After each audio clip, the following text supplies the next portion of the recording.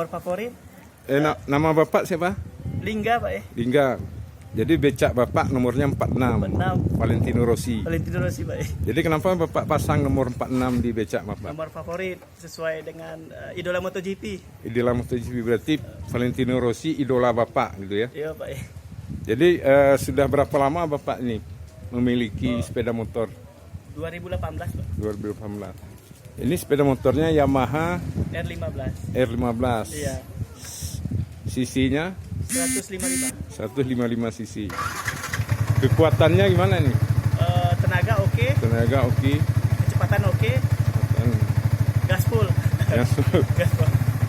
Jadi gara-gara 46 ini banyak langganan Bapak Banyak Pak. Prospek bagus sekali Pak. Itu gara-gara 46 orang pingin naik. Nomornya tuh yang penting Pak. Nomor idola. Jadi apa ini saran Bapak untuk Valentino Rossi?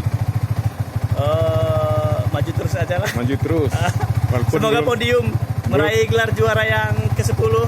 Walaupun belum dapat podium. Belum dapat podium, dapat juara dunia. Mudah-mudahan musim ini dapat podium. Gitu ya Pak. Baik. Jadi ini namanya harus tambah sini PR46. Gitu. Maunya Pak ya.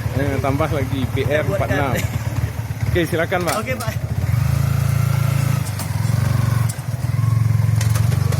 Bapak berizin Pak. Yo.